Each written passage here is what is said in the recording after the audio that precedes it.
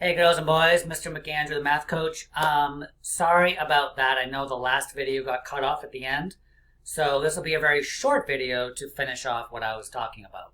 So we were multiplying 8 times 29, and I was showing you on the math app called the Partial Product Finder. The reason, by the way, it's called partial product, it just means it's the distributive property. It just means that instead of trying to figure out what 8 times 29 is, you're breaking up 29 into parts and finding the products of those parts. So what we're doing, right, is we are breaking up 29 into its expanded notation. So the value of the 2 is 20, which we have right up here, right? And the value of the ones place is the 9, which is just 9. So that's why we have 9 up here. Okay? So when you do this, boys and girls, you can use the computer app, okay, to help you.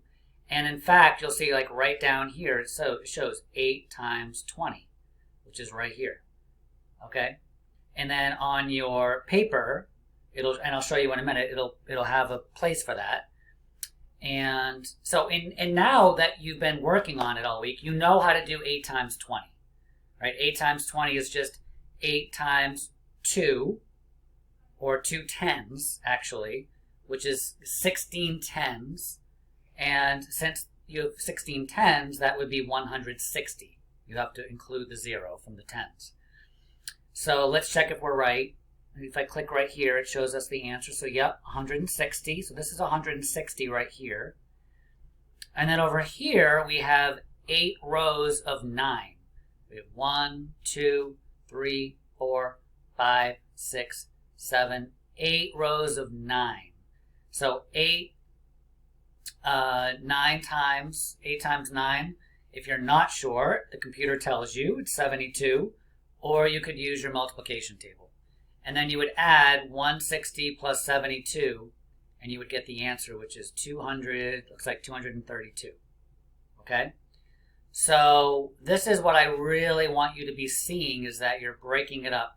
Now look, remember, I could break it up like this into like 13 and 16, but that's not really helpful, is it? It's not helpful because I don't know what 8 times 13 is. I can't do that in my head.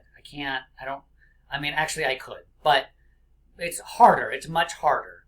Okay, so we do it at the expanded notation. We break it up by place value. So 2 tens or 20 and 9 ones or 9. Okay, so let's look at what this looks like on your paper. All right, so it looks very similar it's going to look very similar on your paper when you do the practice. So for example, on this one, I would have 8 times 20. I would have 8 times 9. 8 times 20 is 160. 8 times 9 is 72, right? Because I have 8 rows of 9. 9, 18, 27, 36, 45, 54, 63, 72. Whew. And if I add those together, I get 232. Okay, so it looks very much just like what's on the computer. So you will have some practice pages to work on. You have 3 practice pages. None of them are as big as this. Okay. The first one is 4 times 13. You want to break up 13 into 10 and 3. Okay? And then tomorrow I'll review it with you. All right, boys and girls, do a good job, and I'll see you soon. Bye-bye.